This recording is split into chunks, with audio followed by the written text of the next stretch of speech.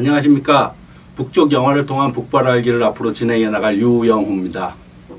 안녕하십니까, 홍강철입니다. 이제 처음 시작하게 되는 건데 영화를 통한 이야기는요. 주로 매주 영화 한 편씩 그리고 어떤 영화를 선택하느냐는 앞으로 그 전주 우리가 녹화하는 이 전주에 북쪽 조선중앙 텔레비전에서 방영한 영화 중에 한 편을 선택해서 그 영화를 같이 함께 우리도 공유하면서 그 북쪽에서 보는 북쪽 전체 2,500만 인민들이 보는 영화 아닙니까? 그러니까 그 영화를 그들은 이것을 보고 뭘 느낄까? 우리 역시 그것과 같이 보면서 한번 그들의 의식, 정서를 한번 공유하는 그런 시간을 갖고자 앞으로 쭉 진행해 나가려고 합니다. 그리고 오늘 저희가 집중적으로 한번 다뤄보려고 하는 생의 흔적. 생의 흔적은 1889년도에 만들어진 영화입니다. 그리고 이곳에 워낙 유명한 영화여갖고 그거에 대해서 좀 간단하게 오늘 같이 이야기를 나눠보면서 생의 흔적이라는 영화 그거를 이야기하고 소개시켜 드리려고 하는 겁니다. 생의 흔적은 오미란이 인민배우 오미란이 주연 배우였고 오미란은 근데 일찍 사망했어요. 2006년도에 유선암 암으로 해서 사망을 했고 그 생의 흔적은 북한 영화는 항상 그렇듯이 북쪽 영화들은 그 원형 인물이라는 게 있어요. 그래갖고 실제 인물 쉽게 말하면은 원형 인물이라는 거는 그래서 그 실제 원형 인물이 어떤 사람이냐면은 평안남도 숙천군의 농장관리위원장인 한순희 씨의 개인의 삶을 영화로 만든 겁니다. 북쪽에서 이제 고 여자의 삶을 영화로 만든 것이 이 생의 흔적이에요. 북쪽에서는 이거 다 사람들 다 알죠, 생의 흔적 그러면은. 네. 네? 보통 그 강철 씨 같은 경우도 북쪽에서 봤을 거 아닙니까? 네. 여기 올 때. 네, 그렇죠. 우리 오늘 여기 나와서 이 방송한다고 하니까 녹화한다고 하니까 우리 집사람이 무슨 내용으로 하냐고 묻더라고요. 네. 그래서 생의 흔적 가지고 한다고. 그러니까 우리 집사람도 인천하는 겁니다. 적극 알아차리더라고요. 북쪽 사람들은 네. 북쪽 인민들은 다 알죠. 네, 이 주제가 자기 기타 칠 줄도 안다면서 어젯밤에는 그러니까 아이적이 기타를 치면서 노래 부르던 거. 네. 예? 잔잔한 파도에도 하는 걸. 저녁에 그 기타 악보를 또 되새겨 보더라고요. 그렇게 북쪽 사람들한테도 이렇게 친근한 영화고 정말 이렇게 우리 시대 인간상은 어때야 되는가 이런 걸 아마 가르쳐준 영화 중에 아마 좋은 영화였던 것 같습니다. 예. 이 영화는 일단 좀 더 간단히 소개시켜드리면 김일성 89년도에 만들어진 영화이기 때문에 김일성 주석이 생전에 이 영화를 보고 사람들의 교양을 이바지하는데 아주 좋은 영화다라고 극찬을 하면서 영화의 감동을 받으면서 영화를 참 잘 만들었는데 이게 이제 한 여성 농장 관리위원장의 삶이라 그랬잖아요. 그러니까 저 영화 주인공의 후대들의 삶도 그리는 후속편을 만들었으면 좋겠다라고 교시라 그래야 되나? 네. 그걸 했어요. 근데 이 영화가 89년도에 만들어졌고 그 뒤에 2002년도에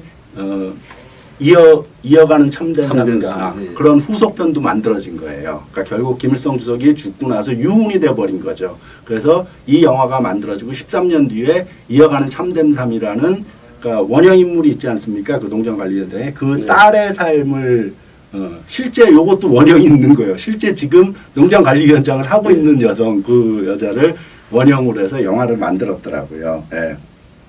그리고 김정일 위원장 같은 경우는 이 영화를 보면서 아직까지 영화를 보면서 그렇게 많은 눈물을 흘려보긴 처음이다라고 극찬한 영화입니다. 예. 근데 이 한순이라는 원형 인물도 많이 알려져 있나요? 북에서? 네, 그렇죠.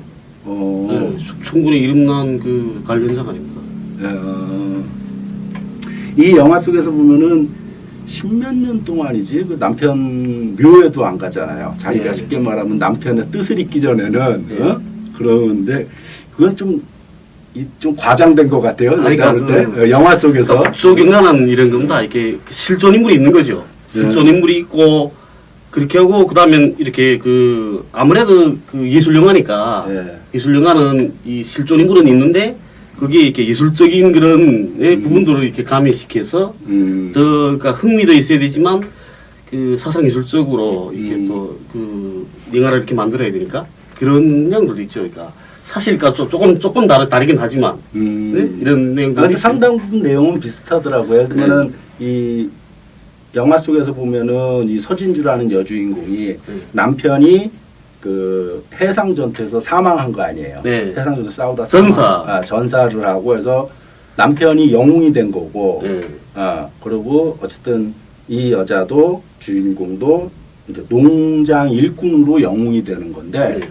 그 남편 역시 실제 있었던 인물이더라고요. 네.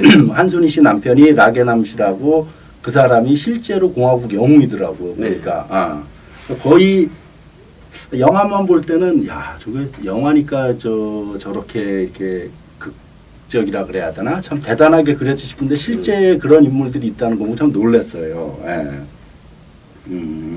그 딸도 실제 그 후속편의 딸도 지금 있는 거고. 네. 그렇더라고요. 예. 근데 그 영화에서 보면은 조금 뭐라 그래야 되지? 남쪽 그 정서적으로 뭐 비슷하게 이해는 되는데 참 대단하다라고 했는데 남쪽 정서로 참 받아들이기 힘든 부분이 있더라고요. 예를 들면은 거기 이제 영화 속에 보면은 또 어떤 남자가 처녀 총각이 남자가 뭐지 이제 싸우다가 총탄에 발이 한쪽을 잃잖아요. 다리 한쪽을 잃어서 쉽게 말하면 여기 애인이지 애인이 그 남자를 걷어차는 장면. 근데 그것이 마을에서 그 뭐지 집단적으로 비판받는다 그래야 되나? 그러니까 그게 걷어찼다기보다도 그 사람 누구나 다 그런 심정은 하나 같죠. 그러니까 자기 남편은 정말 다 잘나고 훌륭한 사람이었으면 좋겠다는 건 어느 처녀나 같을 겁니다. 그러니까 그 여성이 이렇게 잠깐만요. 그 이야기하기 전에 어차피 이제 시청자들이 다 영화를 본 사람들이 아니니까 그 장면만 잠깐 제가 보여드릴게요.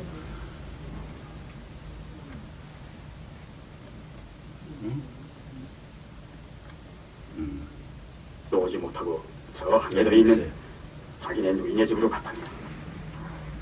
길순이가 어째서 그랬대요? 다리가 하나 없다는 그것 때문이겠죠. 다리가 없다고. 위원장 동지, 진정하십시오. 그래서 저기가 저국을 지키다가 주인공이고 이쪽 훌륭하게 남자는 명예를 사로총 위원장입니다. 길순이 때문에 못 온다고. 아니, 그렇게는 할 수 없어. 길순이 같은 건 열을 주고도 못 받고. 위원장 동무, 예, 길순이를 농장에서 당장 내보내자요. 예. 아니, 그건 개인 문제인데요. 개인 문제? 그래, 저국을 위해 피 흘린 사람이 모욕을 당했는데도 이게 개인 문제야. 길순이, 동무도 우리 시대 청년이야. 동무의 가슴에도 심장이 있고 피가 끓겠지. 어쩌면 필순이가 다른 누구도 아닌 아버지를 학살당한 필순이가 위원장, 그래, 아버지의 희생의 값으로 남보다 우대는 받고 싶어도 남을 위해선 손톱만치도 희생하기 싫다는 거지. 저 동무는 사로 총무에 자격이 없어. 농장에서 당장 나가시오. 없습니다. 이번에 나가시오.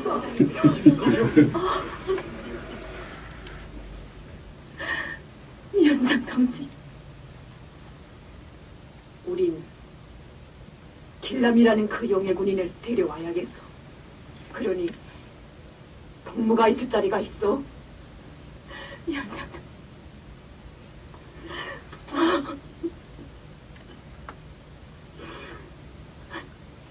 저 용서, 용서. 그건 나한테가 아니라 그 영애군인한테 직접 해요. 할 수 있어? 못하겠어? 그놈은 용서를 한 번 해서 안 되면 일생을 거쳐서라도 빌어야 해.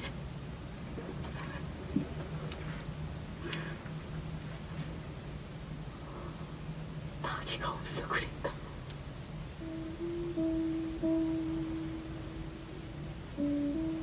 난 다리 하나가 아니라 두 발이 다 없다니까. 애 아버지가 살아만 있으면 좋겠어. 그래서 어려울 때 미안이라도 해줬으면. 하지만 앞에 지지는 좀 길랑병을 데리려 떠나야지. 아, 됐어요. 너무.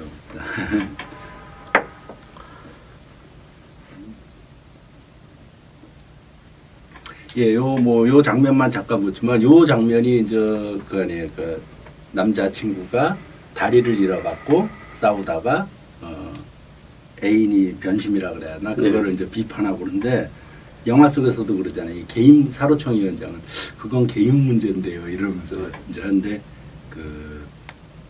조국을 위해서 희생된 거를 모욕한 게 어떻게 개인 문제냐는데, 정서적으로 이게 참 여기서는 쉽지 않을 거예요. 북쪽 사회에서는 만에 진짜 이러면 어떨 것 같아요. 우리 북쪽 사회에서 만약에 이런 경우가 있으면 그러면 이 영화처럼 이렇게 손가락질 받는 거죠, 사람들한테. 그러니까 사랑이라는 거는 이 영화에서 나오는 진주 주인공의 진주처럼 해야 되는 겁니다.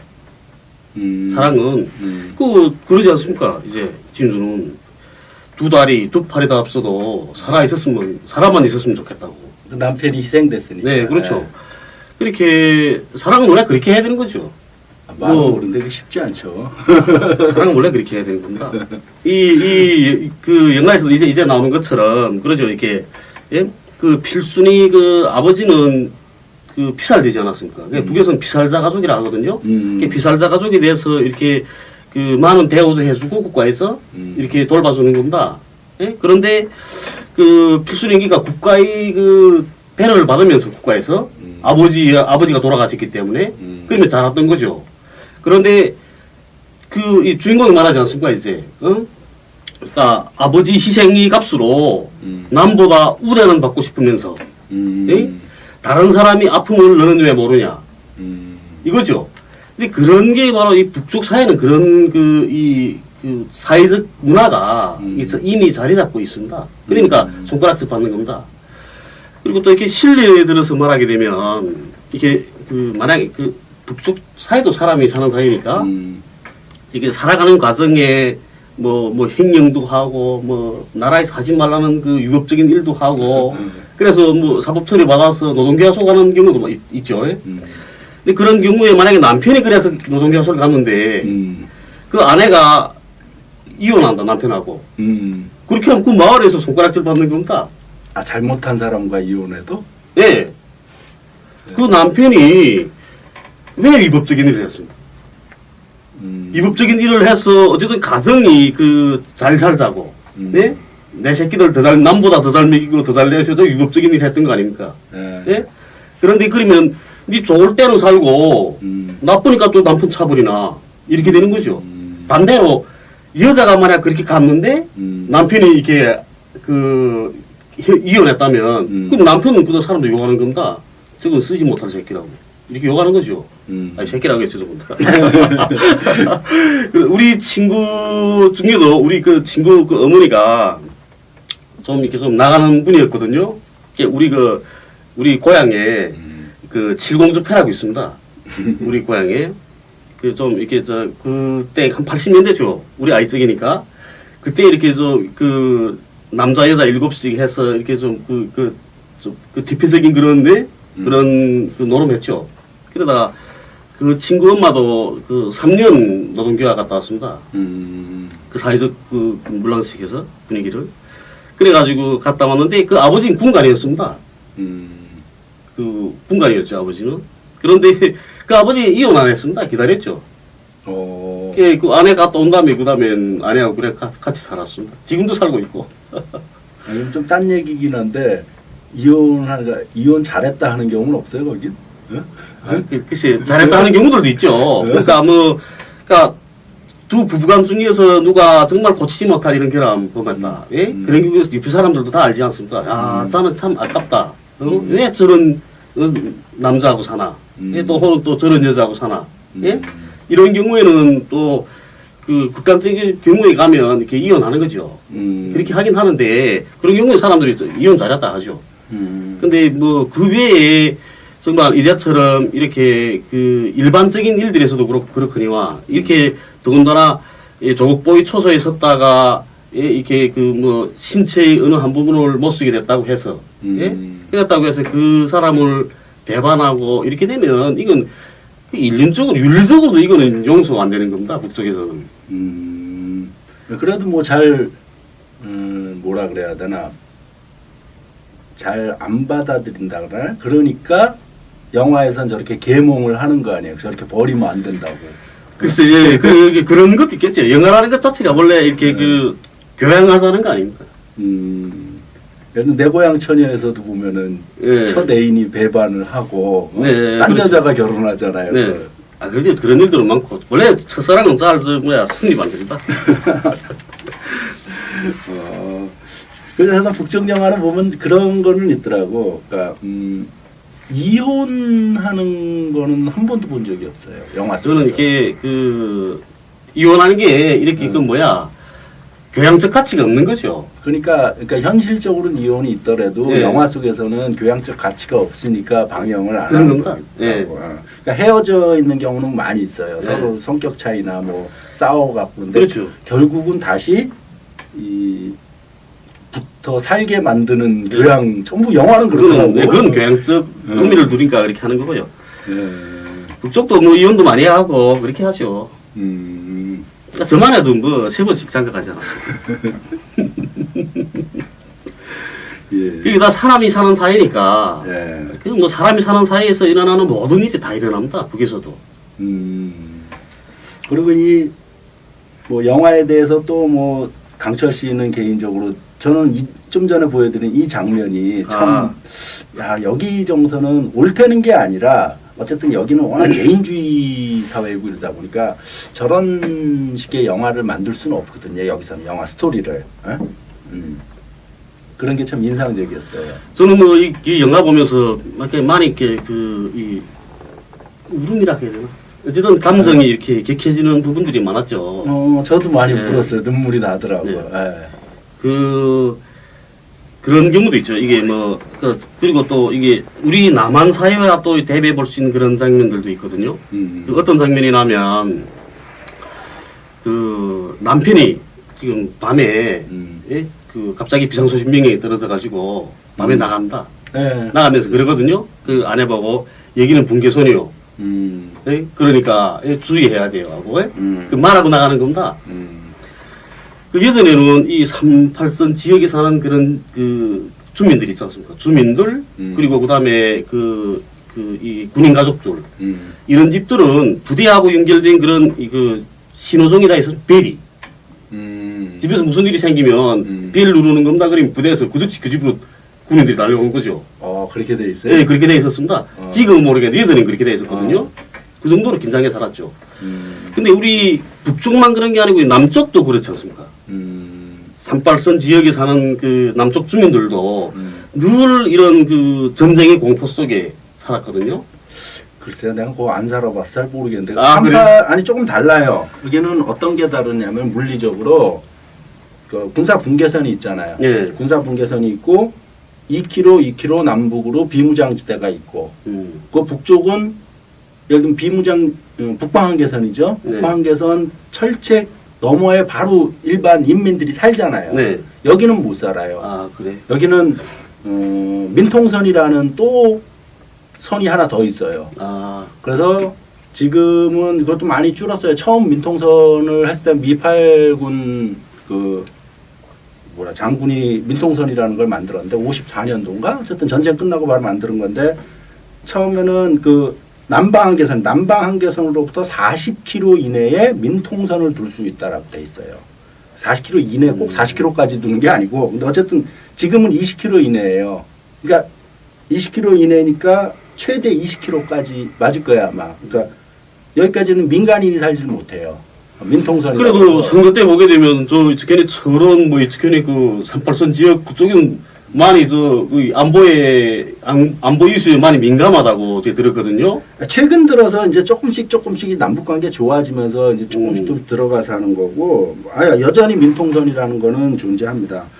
지금 그 얘기하는 어쨌든 예. 긴장이 거기보다는 덜한 거죠 상대적으로. 그렇기 그러니까 때문에 여전히 그러니까 이 남쪽 분들만 안보에 이렇게 안보 이슈에 민감한 게 아니고 북쪽 사람들도 안보 이슈에 민감한 겁니다. 그리고 한미 합동훈련 할 때마다 늘 이렇게 전쟁의 그런 위협 속에 살아왔고, 예. 그러니까 그렇다는 것도 좀 말아주셨으면 좋겠습니다. 우리만 그러니까 남쪽만 그런 게 아니다. 예?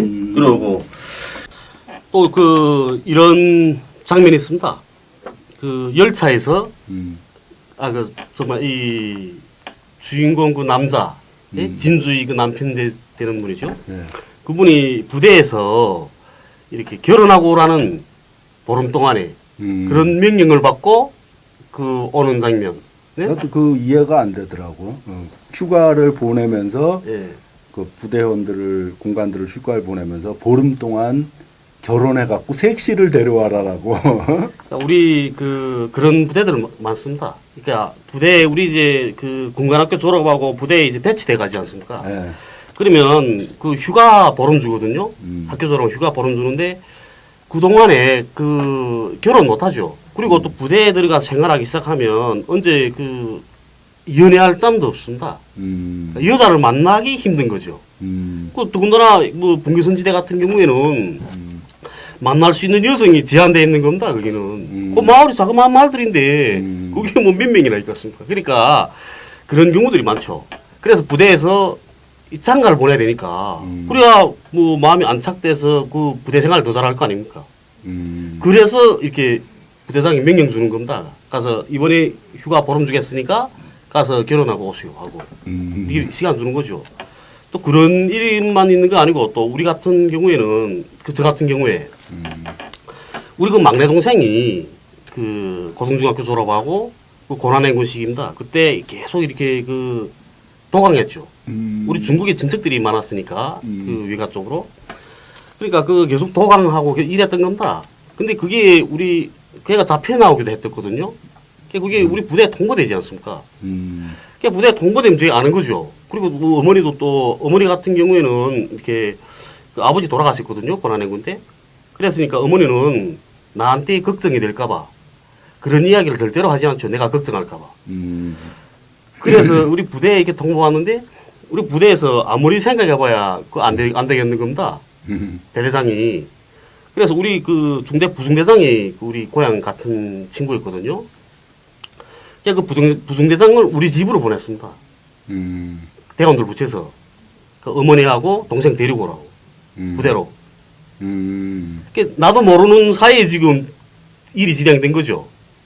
근데 오늘 하루 지금 어머니한테 전화 온 겁니다. 부대로. 초소로 지금. 전화 왔는데 어머니가 그러죠. 이게 부중대장이 날 데리러 왔는데 그때는 어머니가 일하실 때거든요. 의약품관리소에서. 날 지금 다 떼가지고 가자고 그런다고. 그러니까 그 다음에 내가 무슨 일인가고 부대에 알아본 겁니다.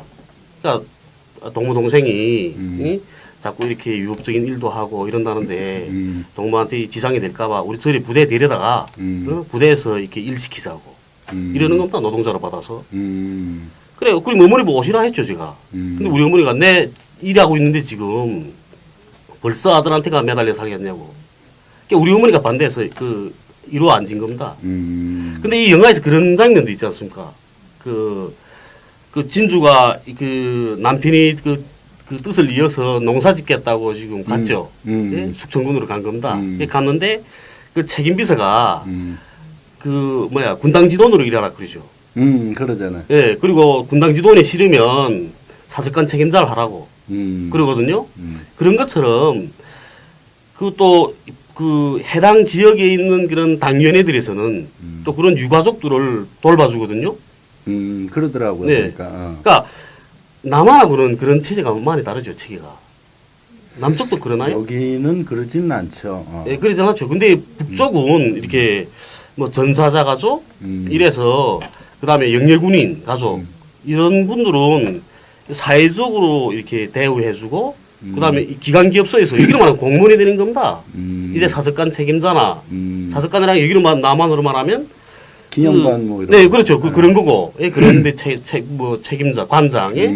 그다음에 뭐 당연히 뭐 군당 지도원 뭐 이렇게 그건 공무원이 되는 거거든요. 근데 북은 시험이라는 게 없지 않습니까? 예? 공무원 시험이 없으니까 이렇게 유가족들은 우선적으로 받아주는 거죠. 그런 게 있고 그다음에 그 주인공 남자가 그 열차에서 지금 그 결혼하고 오라는 임무를 받고 지금 가고 있는데 그 마음에 드는 여자를 하나 그 발견하지 않았습니까? 그러니까 사람은 어쨌든 외모부터 잘나고 봐야 된다는 거죠. 그래서 그 진주한테 그래서 이게 그 러브콜 보내야 되겠는데 잘 안 되니까 그 어디서 사는 누군지부터 알아야 될 거 아닙니까? 그 사람에 대해서. 그래서 그 경무관한테 부탁하죠. 그러더라고요. 예, 그래 경무관에 와서 증명서 보고하지 않습니까? 그러니까 경무관은 원래는 경무관은 군인만 검열하게 돼 있거든요. 근데 사민한테는 인민들한테는 검열하자는 말 못하는 겁니다. 원래는. 그러니까 소진주가 누이 땡길해서 탁이 보지 않습니까? 그러니까 경무관이 아 이거 그 무슨 특별히 검열할 일이 있다고 이렇게 구실되는 거죠. 그래 보고 그때 당시에는 이 북쪽의 그 공민증에 지검란까지 다 있었습니다. 지금은 없는데 그때는 다 있었거든요. 거기서도 영화에서도 보면 뭐 최신소에서. 예, 예, 예. 그래서 알고 가지 않습니까? 최신소에서. 그래서 그 여자를 만나서 진주를 만나자마자 그러죠. 최신소에서 일하시죠? 하면서. 그러니까 진주는 그러면 아 나를 어떻게 알지? 저 사람이 나를 아는구나? 이렇게. 근데 그런 거 이 군관학교에서 배웠습니다. 연애하락 배워주는 건 아니고 그런 건 아니고 우리 부대 지휘관리라는 그런 과목이 있거든요. 그 과목이 어떻게 되어 있냐면 부대에 배치돼 갈 때 예? 그 밤늦게 들어가야 된다. 부대로. 군관들은. 네. 그러니까 소대장으로 임명되면 내가 우리 군관학교처럼 소대장이거든요. 이 사람도 정장이 아닙니까? 예? 그래 배치돼 가면 밤늦게 들어가야 된다. 병사들이 잠든 이후에 들어가서 그다음에 밤새 소대 인원 명단을 대련 명단을 받아서 대원들에 파악하는 거죠. 그리고 다음날 아침에 대원들 이렇게 기상해서 만날 때 인사할 거 아닙니까? 새로운 소대장이니까. 안녕하십니까? 딱 이렇게 인사하죠. 그러면 어떻게 인사하면 우리는 그 뭐 수고합니다 하면 이렇게 하면 자기 군사 친구와 이름 부르는 겁니다. 뭐 초병사 김동돌 이렇게 하죠. 그러면 이름 알았으니까 아 이 병사 이름이 누구나 김동돌이는 집이 어디고 몇 년도 생이고 고향에 누가 있고 어느 학교를 졸업했고 이런 게 다 있단 말이에요. 그러니까 아 동무저 뭐야 어느 학교 출신이지 어느 영웅중학교 출신이지 다 이렇게 하는 겁니다. 예? 실리들은 나 같은 경우에 무슨 뭐 무산 영웅중학교 출신이지. 아 영웅들이 넋을 이어서 예? 뭐 군사공을 잘하기 바라고 뭐 이렇게. 그러면 병사는 아 우리 소대장이 나에 대해서 아는구나. 이러면 더 친근해지는 겁니다. 그렇죠. 뭐 사람 관계라는 게 다 예. 그거지. 자기를 알아주는 사람을 조금 더 그거 하듯이. 네, 그렇죠. 예. 예, 그런 것처럼 이 영화에서도 그 학교 때 배운 걸 연애에 써먹은 거죠, 이 사람은. 그런 내용도 있죠. 예, 그렇습니다. 아이고. 그 영화 보면서 조금 이해 안 됐던 거라 그래야 되나? 잘 모르는 게 이제 그 여주인공이 남편이 희생되고 나서 멀리 떠나잖아요. 숙청군을 어쨌든 네. 떠나는데 거기 있는 사람들이 나중에 결국은 이 여자가 남편 묘소에도 안 오고 그러니까 이제 네. 배반 남편의 넋을 잊지 않고 묘소도 안 온다 이러면서 이제 좀 나쁘게 생각하잖아요. 네. 처음에는 잘못 알고. 근데 그거 보면서 거주 이전의 자유에 대해서 약간 생각이 들었어요. 그러니까 네. 그 사람이 가고 싶으면 마음대로 가는 건가? 그리고 어디로 갔는지도 모르나? 그 생각이 들더라고요. 예. 그러니까 이렇게 우리 가자면 이 군인 가족인 경우는 다른다. 군인 가족인 경우에는 그 군인 가족인 경우에는 그 내가 가고 싶은 데를 가죠. 누구나 가긴 가는데 군인 가족인 경우에는 부대에다가 그 말 안 해도 괜찮습니다. 근데 그 영화니까 그렇게 만든 거지. 사실은 그 여성이 떠날 때 부대에다 말했을 겁니다. 어디를 간다고. 영화니까 이제 좀. 네, 그렇죠. 영화니까 그렇게 된 거고. 그러니까 우리가 다른 지방으로 가자게 되면 그러면 다른 지방에 가서도 내가 조직 생활을 해야 될 거 아닙니까? 여행 조직 생활. 이 여자 같은 경우 당원이면 당조직 생활을 해야 되거든요. 그러면 내가 당 생활을 하고 있던 그 당위원회에서 당원 이동 중이라는 걸 발부받아야 됩니다. 내가 저 다른 당위원회로 간다고, 다른 곳이 당위원회로 이동해 간다고, 그 발부받은 부대가 알게 되는 거죠. 그건 좀 이렇게 영아리가 그렇게 만들었겠죠. 그래서 그 당위원회에 가게 되면 그 당위원회에서 나에 대해서 아는 거죠. 그래서 이 진주가 그 유병노를 지금 임신한 상태에서 가지 않습니까? 예, 가서 그다음에 해산하죠. 해산하는데 책임비서가 오지 않습니까? 아이 데리러. 예. 예, 책임비서가 자동차 끌고 오죠. 분당 책임비서가 예. 아이 데리러 오더라. 그래서 책임비서가 아는 겁니다. 아, 우리 군에 응? 이렇게 영웅이 가족이 와 있구나. 이런 거 아는 거죠. 그래서 찾아간 겁니다. 예, 예. 그렇습니다. 그리고 요거에 대해서 조금 더 하나 더 얘기할 거는 이게 이제 실제 인물이잖아요. 네. 실제 인물 그 한순이라는 평안남도 숙천군의 농장위원장의 삶을 그린 건데 그 데일리 NK에서 데일리 NK뿐만 아니라 조선일보에서도 이런 뉴스가 났었어요 예전에. 데일리 NK에서 97년도에 그러니까 고난행군 심할 때잖아요. 그때가 네. 이제 어려울 때였는데 그때 그 농업 담당 비서였던 중앙당 농업 담당 비서였던 서관이가 처형됐다고 그때 네. 뉴스에 났어요. 근데 그것도 뭐 처형됐는지 안 됐는지 몰라요. 여기 뉴스에서는 어쨌든 처형됐대. 현송월도 처형됐다 살아왔잖아요. 다시 그렇듯이 그건 모르겠는데 어쨌든 서관이 농업 담당 비서를 처형하면서 그때 같이 한순이도 처형됐다고 신문에 나요. 네. 신문에 나는데 그게 그러니까 97년도에 처형됐다 그러거든요. 예. 97년도에 그 서관이 농업담당사가 농업정책을 잘못해서 고난행군이 더 심해지고 이 책임을 하면서 서관이 비서랑 친했던 한순이 영도 처형됐다라고 보도해 놨는데 2015년이죠. 2015년도 노동신문에는 지금 78세로 살아있다라고 또 나왔더라고. 네. 서관이 그 현순이가. 이거는 그저 말만 터지면 그저 처형 이렇게 말하는데 네. 함부로 처형하지 않습니다. 그리고 아까 NK 데일리나요? 데일리 NK. 네, 데일리 NK인지 거기 그러지 않습니까? 간첩이라고. 간첩죄로 처형했다고. 처형됐다 그러죠. 간첩이라고 해도 처형 안 합니다. 형법에 밝혀져 있습니다. 형법에. 5년 이하의 그 형을 선고한다고. 예? 형법에도 밝혀져 있거든요. 그런 것처럼 만약에 간첩죄를 지었다 하더라도, 예? 그렇다 하더라도 5년 이하 받는다는데요. 이 탈북자들 중에도 탈북단체 단체장 하는 중에도 누구 한 사람이 있습니다.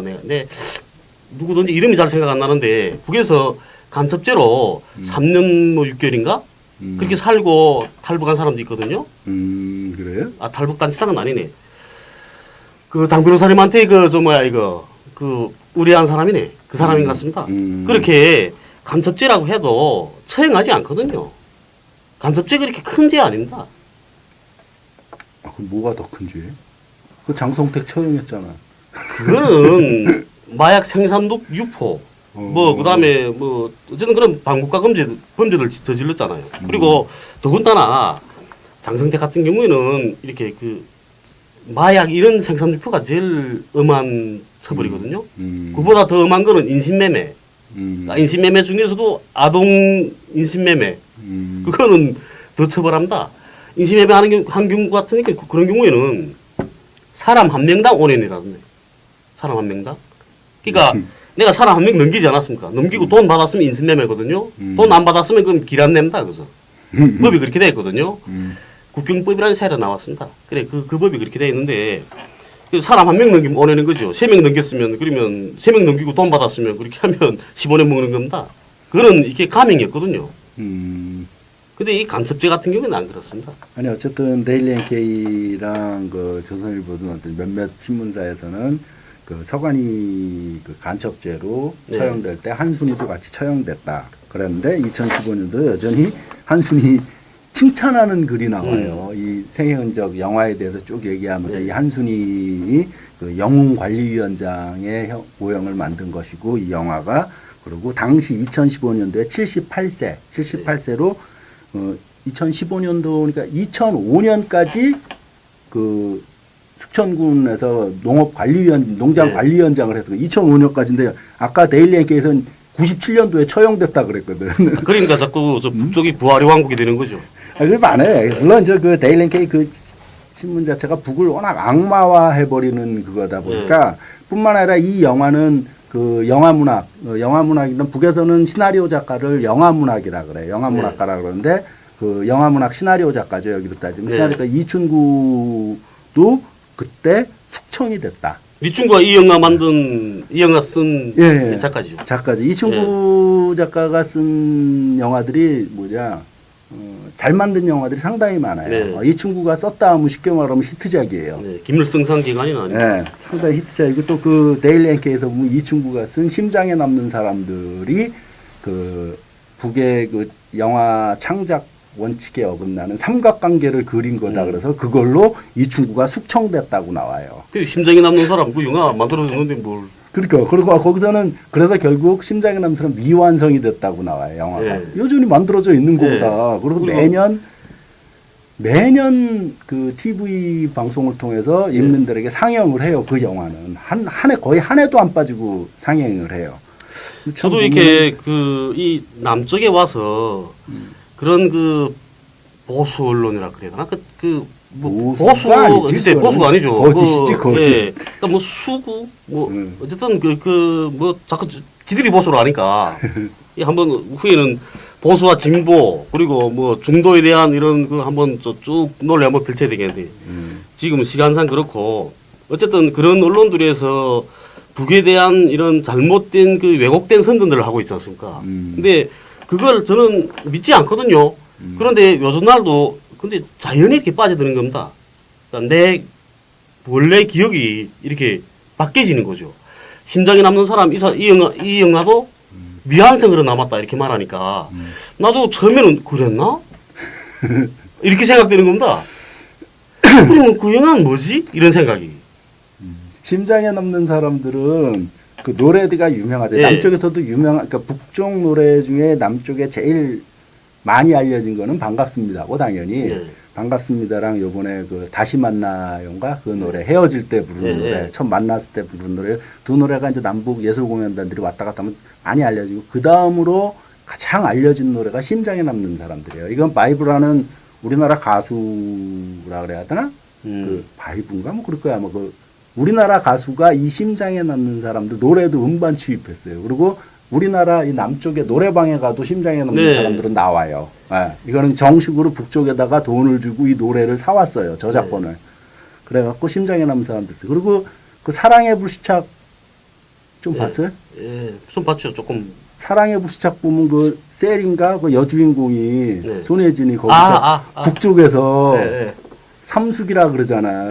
거기서 가명을 쓰는 거지. 근데 그 자기가 이름 뭐냐고 그 인민반에서 물어보니까 아줌마들이 그때 자기 이름을 만드는 거지 그 가명을. 그때 보면은 영화 속에서 장면 속에 마침 거기 심장에 남는 사람들 음반이 딱 있어요. 근데 그 심장에 남는 사람들 노래 부른 사람이 최삼숙이거든. 거기 딱 심장에 남는 사람들 밑에 최삼숙 딱 써 있는 걸 보고 그 사랑의 불시착에서 이름 뭐냐 그럴 때 삼숙입니다 이렇게 한 거예요. 그게.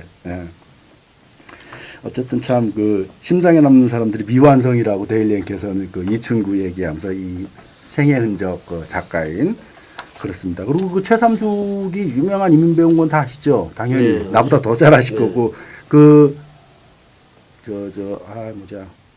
여명식당 그 박근혜 정부 때 선거 때 대거 집단 탈북했다고 여기서 했고 북에서는 강제로 인신매매가 뭐라 그러지 그걸?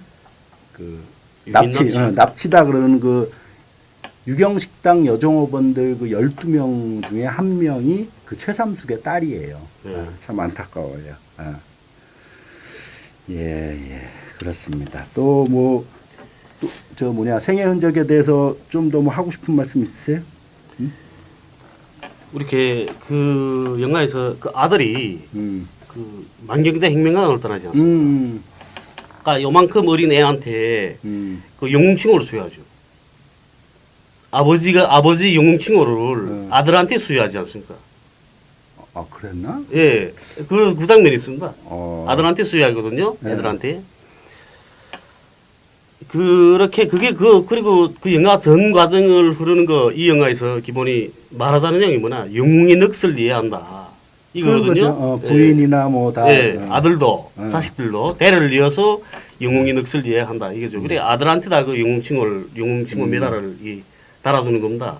그리고 그 아들을 만경대 혁명학원으로 데려가죠. 예? 그렇게 해서 공부시킨단 말이에요. 학원에서 그 만경대 혁명학원 같은 경우에는 그 이렇게 전사자, 사회주의 애국열사, 예? 그 뭐 일하다가 순직한 노동자의 자식들도, 농민들의 자식들도 다 간다 그로. 그렇게 국가에서 책임지고 키우는 겁니다. 예. 어쨌든 거기서 이제 어쨌든 나도 그 얘기를 좀 할까 하는데 좀 다른 영화에서도 나오니까 만경대 그러니까 혁명학원 꼭 만경대 아니어도 그 강반석 그 혁명학원이나 뭐 혁명학원 다음 그런 관련 영화 나오게 되면 그 혁명학원들 고아죠 고아 여기서 뭐 혁명학원이라 그러는데 고아원이에요 쉽게 말하면 고아원인데 그거에 대해서 다시 다음 기회에 그거는 좀 더 한번 이야기를 나누도록 하고요. 요 정도로 오늘은 좀 정리를 했으면 합니다. 예. 요 정도로 간단하게 그 영화 생의 흔적, 오미란 주연의 생의 흔적에 대해서 좀 이야기를 나눠봤고, 이 영상을 보시는 분들이 뭐 요즘 유튜브에 다 있으니까 한 번쯤 보시기 권할 만한 그런 영화입니다. 그러니까 한 번쯤 모두 관람해 주시기 바랍니다. 예, 감사합니다.